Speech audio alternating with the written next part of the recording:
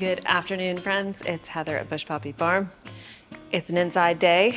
I have a small window to get some stuff done. So I thought we could get our garlic ready to go into the dehydrator. We're gonna make some garlic powder.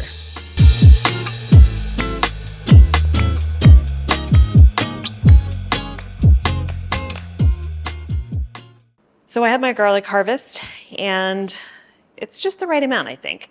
But I do want to preserve a few heads, in different ways so that they're not just all sitting up there waiting for us to use them because we didn't use all of our garlic last year. Now I have a few heads here, not that many, only 4. I can always get more if I want.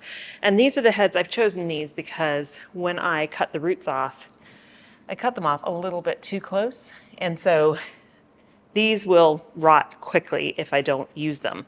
So I'm going to dehydrate these so that we can then grind them and turn them into garlic powder and maybe garlic salt too, depending on how much we got. I also have all of my softneck garlic here that I haven't yet braided, but we will. And then these need to get put up as well. And if I like this process, then I'll probably do it with a few more heads because it's really nice to have this stuff around when you need it, and it doesn't have any preservatives in it. You know exactly what's in it. It's the garlic you grew in your garden. So let me show you what my dehydrator is, and then we'll get started on this process. So here's my dehydrator. I'm not sponsored by them. This is just something I got off of Amazon last year.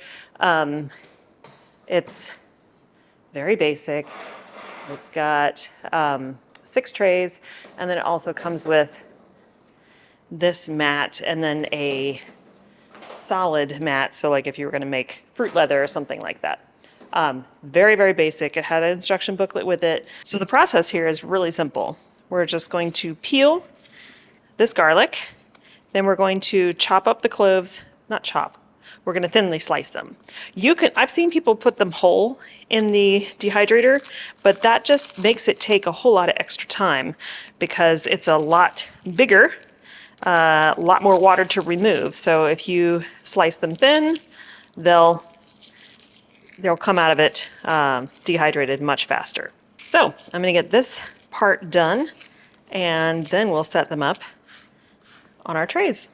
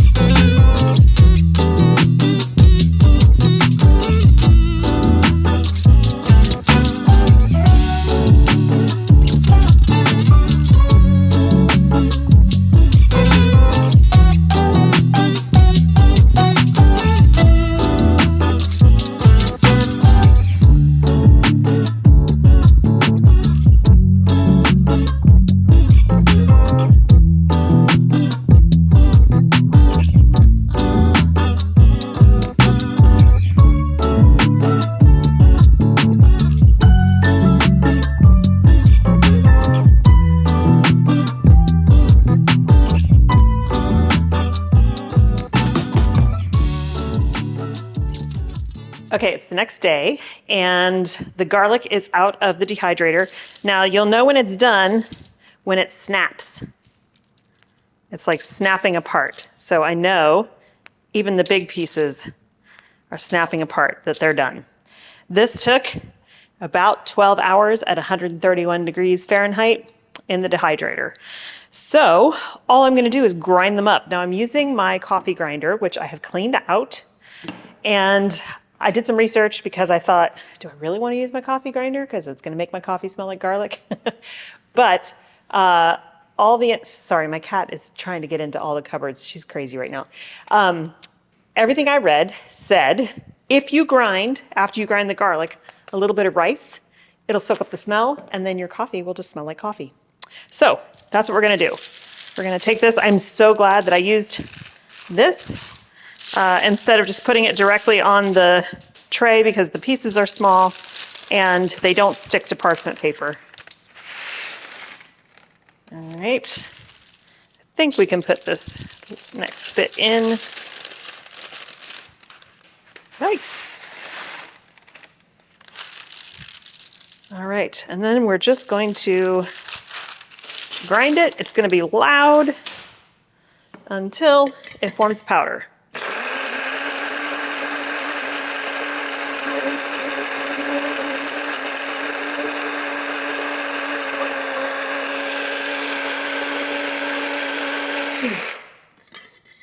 Ah, that looks really good.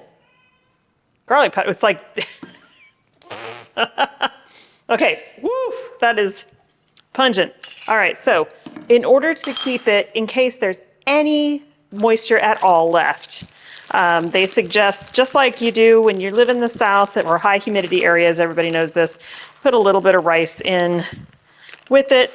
The rice will then soak up any moisture that happens to be left, and I think I'm going to spoon this out so I don't make a huge mess. Oh yeah, this is great.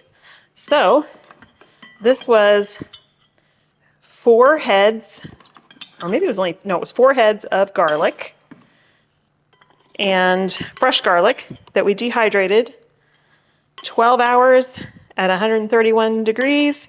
I'm sure you could use your oven as well.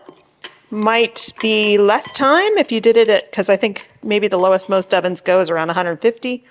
Wow, look at that. I'm gonna have a little extra here. Okay, so we've got our homemade garlic powder. Now, this will last us for quite a while, and that means that it's 4 more cloves that I've preserved so that we can actually use all of the cloves this year. I think next we're going to put a few in oil to keep in the fridge. Those don't last for more than a couple of weeks. And one of my lovely viewers, hi Kim, told me that you can ferment garlic, which I've never had, and I definitely want to try. So I'll get a recipe for that, and we will do that one as well. And then we'll still have plenty of fresh cloves of garlic to use for the rest of the year until next year's harvest. So that's it. Super easy. Thanks so much for hanging out with me, you guys. I hope you have a wonderful time in your garden. Enjoy doing all kinds of great stuff with your harvests, and I'll see you in the next one. Bye.